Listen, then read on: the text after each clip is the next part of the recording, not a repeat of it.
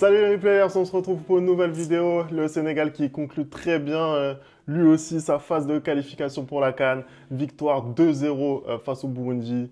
Victoire tranquille pour les Lions de la Teranga, Anderson. Bah écoute, ça fait 4 sur 4 pour Papio. Vraiment, depuis qu'il est arrivé à la tête de cette sélection sénégalaise, tout sourit de nouveau aux Lions de la Teranga. Vraiment, ils finissent de fort belle manière cette campagne de qualification. Et j'ai hâte de voir la suite, ce qu'il nous réserve. Et surtout, est-ce qu'il va être là au prochain rassemblement en mars? Voilà. On envoie le générique, on en parle juste après, c'est parti.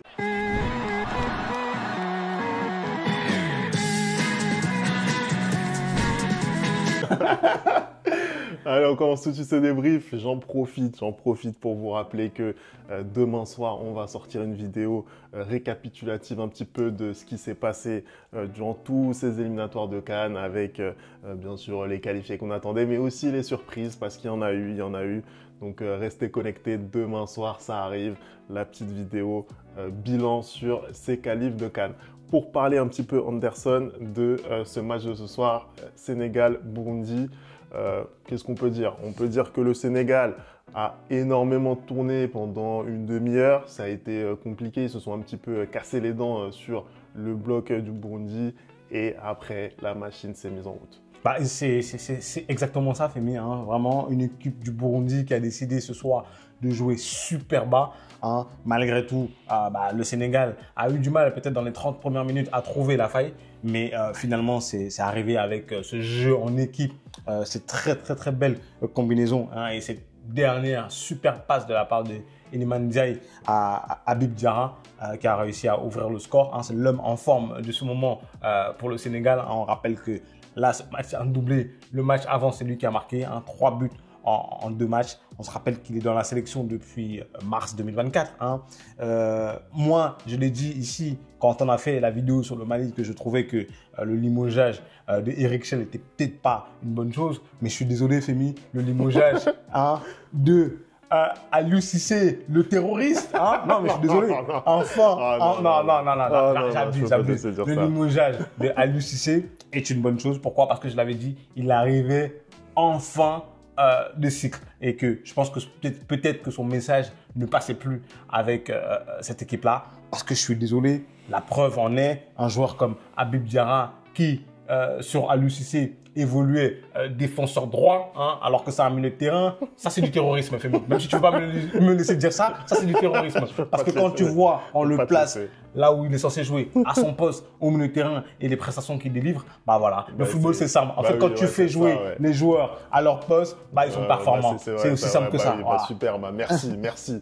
Habib Diarra, pour lui, c'est la saison de l'éclosion. On le sait, à Strasbourg, avec le jeu flamboyant qui est déployé depuis le début de saison. C'est un petit peu compliqué depuis quelques matchs, mais en tout cas, début de saison extrêmement positif dans une équipe assez offensive. Et lui peut parfaitement exprimer ses qualités. C'est quelqu'un en plus qui arrive à être décisif, qui arrive à mettre des buts et des passes. Et pour répondre un petit peu à ton attaque sur Aliou Cissé, quand un joueur qui est en confiance, qui est titulaire dans son club, forcément c'est beaucoup plus simple. Aujourd'hui, le coach Liam Rosseigneur, il lui permet vraiment de s'exprimer. Tu arrives en sélection, tu es beaucoup plus en confiance. C'est normal, c'est logique. Oui, mais après, je pense qu'un joueur, pour qu'il soit aussi en confiance et puisse performer, il faut qu'il joue à son poste. Quand il arrive en sélection et qu'on te met défenseur droit ou défenseur gauche, c'est compliqué. Voilà, je suis désolé. Quand on te met piston droit ou piston gauche, c'est compliqué. Alors que quand on te fait jouer à ton poste au milieu de terrain, ça donne que ça donne. Je rappelle aussi que c'était le retour de Crépin Diatta qui était suspendu. Forcément, il fait un petit peu aussi avec les moyens du bord, mais là, Crépin était disponible durant ce rassemblement. C'est beaucoup plus simple de l'aligner côté droit. En tout cas, moi, j'ai trouvé que vraiment le Sénégal avait fait une très belle partie. À aucun moment, ils ont été inquiétés dans ce match-là. La plupart, l'essentiel des grosses occasions de ce match-là, c'était pour le Sénégal. Vraiment une domination sans partage. J'ai trouvé que c'était une équipe qui jouait très bien au football, qui a réussi à vraiment faire circuler le ballon comme il se doit, qui a réussi à avoir du mouvement dans l'entrejeu. Et ça permet aussi de faciliter les échanges, ça permet aussi de faciliter la rencontre quand tu as de la qualité technique. Idrissa Gueye notamment, Habib Diarra et même Iliman Ndiaye et Pape Matar Sarr, j'ai trouvé qu'ils ont fait vraiment un très très très bon match. Hein. Je peux même rajouter Sadio Mané, même s'il n'a pas été en réussite ce soir. J'ai trouvé qu'il y avait énormément de mouvements. Pape Thiaw, ce soir, il a décidé de changer un peu son dispositif parce que depuis qu'il est arrivé, on est plutôt sur un 4-2-3-1 que moi je trouvais justement très très solide. Ce soir, il est allé vers un 4-3-3 et force de constater que c'est tout aussi solide. J'ai l'impression que vraiment l'équipe adhère très très bien au message qu'il fait passer et qu'il passe, qu'il communique. D'ailleurs, j'ai vu que les joueurs le soutenaient un peu. Ils disaient qu'ils avaient absolument rien contre lui et que je pense que s'il reste, pour eux, c'est une bonne chose. Mais voilà, cette équipe du Sénégal qui conclut très très bien cette qualification, c'est 5 victoires, 1 match nul. Hein. Ils sont invaincus en qualification de CAN depuis 10 ans. Hein. C'est impressionnant. C'est à quel point vraiment cette équipe est devenue une très très grosse force du continent et ils ont fait le taf tout simplement. Fallait gagner ce match-là pour bien terminer, ils l'ont fait et sans vraiment forcer, aucun blessé et en plus en le faisant tourner l'effectif. Voilà. Ouais, non, franchement, c'est un bon match pour le Sénégal. C'est satisfaisant. Ça gagne 2-0. Bon, peut-être si je devais mettre un petit bémol, c'est que les attaquants n'ont pas marqué durant ce rassemblement, mine de rien.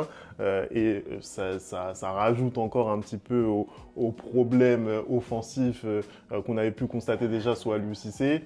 Là, effectivement, ça arrive à marquer. C'est un petit peu plus compliqué pour les attaquants. Et c'est vrai que la grande force de cette équipe, pour moi, c'est au milieu du terrain parce que le réservoir qu'il y a dans cette équipe. Il est impressionnant. Quand là, vous pensez que là, au milieu de terrain, il n'y a pas un joueur comme Lamine Camara, par exemple, qui a été la grosse révélation de la dernière CAN. Quand il n'y a pas de joueurs comme Pape Gueye, par exemple, qui ne sont pas là. Enfin, voilà, le réservoir est assez exceptionnel, je trouve, dans ce secteur du terrain. Pour moi, c'est là qu'est la grosse force de cette équipe. Moi, je voudrais mettre en lumière, encore une fois, la prestation de Iliman Ndiaye parce que je trouve vraiment que cette saison, il a franchi un cap. C'est pas le même joueur. C'est pas le même joueur. Le gars est vraiment très, très dangereux. En fait, pour moi, il a toujours été remuant, mais je trouve que là, dans la zone de vérité, il fait de bien meilleurs choix. Il est beaucoup plus tranquille. Passeur décisif aujourd'hui sur le premier but, encore sur une action phénoménale. Voilà, honnêtement, je suis content pour ce joueur parce que on ne savait pas trop s'il allait pouvoir confirmer les espoirs placés en lui. Là, maintenant, on sent qu'il est lancé. J'espère vraiment qu'il va faire la carrière qu'on attend de lui et qu'il mérite. Voilà. Surtout que je trouve que depuis un moment, il est un peu repositionné dans le cœur du jeu et c'est peut-être là aussi qu'il est le meilleur. Hein, que quand il part sur un côté, je trouve que là, typiquement, le premier but du Sénégal, c'est pas ce qu'il arrive à faire pour Habib. C'est vraiment fantastique, en fait. Je trouve que c'est cette vision-là, justement, que je dis qu'il est vraiment beaucoup plus adroit dans le dernier geste. Vraiment, c'est très bien pour lui. Un très, très bon début de saison et il est très, très en forme avec le Sénégal. Moi, franchement, ce qu'ils sont en train de construire et surtout que on rappelle quand même que cette équipe sort d'une désillusion à la CAN. C'est pas facile de s'en remettre. Hein. Quand tu penses que tu avais des gros espoirs, on la voyait comme légitime à sa succession et ça n'a pas été le cas. Hein. Ils ont perdu sur un match où justement pour moi ce qui a fait défaut c'est le coach. Hein. Je vais pas aller par quatre chemins. Je suis désolé. Je vais pas aller par quatre chemins parce que dans cette équipe, tu viens de le dire, il y a tellement de qualité. Mais quand tu as énormément de qualité, il faut aussi avoir un patron sur le banc qui sait comment utiliser cette qualité-là. Et je pense que dans ce match où ils ont perdu face à la Côte d'Ivoire, c'est surtout la tactique qui a manqué. On sera jamais d'accord. On sera jamais d'accord, mais bon, c'est pas grave. Dites-nous dans les commentaires. Mais moi, je trouve que c'est ça. Et là, je trouve que voilà, ils retrouvent un peu plus de sérénité, hein, et ils retrouvent un peu plus de cohésion. Et tu l'as dit, la grosse force de cette équipe, c'est le milieu de terrain. Mais moi, j'ai envie de dire, c'est aussi la défense, parce qu'on voit que peut-être là, il y a des petits soucis pour marquer des buts. Mais en tout cas, milieu de terrain et défense, ils n'en prennent pas. Hein. Là, ils viennent de faire 4 matchs de suite. Ils n'ont pris aucun but. Hein. Dans cette campagne des qualifications, je crois qu'ils ont mis 10 buts. Ils n'ont encaissé qu'un seul. Hein. Donc, défensivement, c'est très, très sûr. Et on a tendance à dire souvent qu'on gagne des compétitions avec une bonne défense. Donc, voilà. Si déjà, ils se rassurent en ne prenant pas trop de buts, ils ont la qualité nécessaire pour marquer. Ça ne va pas forcément venir à chaque fois des attaquants, ça ne va pas forcément à chaque fois venir de Mané ou de Tokar Jackson, hein. Même si cette année, voilà, c'est pas un Tokar, mais franchement, je trouve que défensivement et au milieu de terrain, ils ont des certitudes. Ils se rassurent par rapport à ce qui s'est passé dernièrement. Même là, tu vois que sous Aliou Cissé, pendant les qualifications de la Coupe du Monde, pour la Coupe du Monde 2026, ils ont fait 2 victoires, 2 matchs nuls. Ils sont finalement deuxièmes de ce groupe-là. Mais je pense qu'ils peuvent très très bien aller chercher la qualification en continuant de jouer de la sorte. Donc franchement, je dis bon courage à cette équipe. Oui, d'ailleurs tu fais bien parce que j'allais te lancer un petit peu sur la suite pour le Sénégal. Tu as parlé justement des éliminatoires pour la Coupe du Monde où ils ne sont pas en tête de leur poule malgré tout. C'est le Soudan qui est devant. Ils ont un nouveau sélectionneur, un sélectionneur intérimaire. Et ma question, elle est très simple, Anderson, je vais te la poser tout de suite. Est-ce que pour toi, Papcho doit continuer sur le banc? Est-ce qu'on doit lui trouver vraiment un autre sélectionneur, un remplaçant? Écoute, Femi, il y a 2 mois, au moment où le poste était vacant, on a fait une vidéo pour exprimer un peu nos opinions et pour dire qui pourrait reprendre la tête de cette sélection-là. Parmi les candidats, il y en a qui ont trouvé des postes entre-temps, hein, notamment Hervé Renard. Hein, je crois qu'il va remplir avec l'Arabie Saoudite, il me semble. Là, aujourd'hui, Femi, 4 matchs, 4 victoires, 0 but encaissé. Est-ce que le Sénégal ne devrait pas faire un peu comme la Côte d'Ivoire et garder son entraîneur intérimaire, hein, parce qu'aujourd'hui, Pape Thiaw, qu'est-ce que tu as à le reprocher, hein? Je suis désolé, et surtout que si tu l'enlèves, tu mets qui? Je ne pense pas qu'il y ait énormément de candidats aujourd'hui qui sont capables de reprendre cette équipe et d'aller faire très très bien, hein, d'aller faire au moins un minimum de ce que Aliou Cissé avait fait avec cette sélection-là. Aujourd'hui, je pense qu'il faut que le Sénégal s'inscrive sur la continuité. C'est-à-dire qu'aujourd'hui, tu as mis quelqu'un qui est intérimaire, qui connaît déjà l'équipe. Donc, autant y aller, hein, autant le laisser le temps au moins jusqu'à la fin de cette canne-là et voir ce qui se passe. Si vraiment ça se passe mal, tu changes. Et si ça se passe bien et que tu as un minimum un résultat de demi-finale ou de finale, continue avec lui jusqu'à la Coupe du Monde 2026. Ouais, je suis assez d'accord. Moi, je pense que Papcho, il s'inscrit dans la continuité d'Aliou Cissé.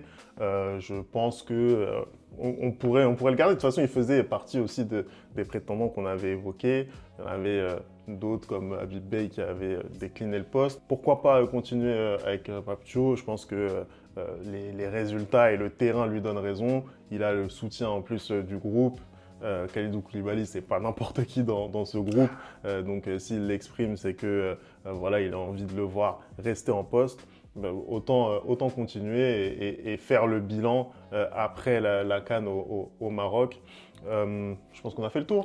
On a fait le tour, hein. Bravo encore aux Sénégalais pour cette belle victoire arrachée face au Burundi. C'était pas simple, hein. Moi, je le dis toujours, même si l'équipe en face est un peu plus simple, et un peu plus facile à jouer, il faut quand même aller chercher cette qualification-là. Et dans ce nouveau continent où vraiment toutes les équipes, personne n'a peur de personne, c'est très difficile à aller chercher. Allez, merci d'avoir regardé cette vidéo. On n'oublie pas les bonnes habitudes, @lereplayfoot. Et on se retrouve donc dès demain pour notre bilan complet sur ces éliminatoires pour la CAN. Allez, à très vite. Ciao.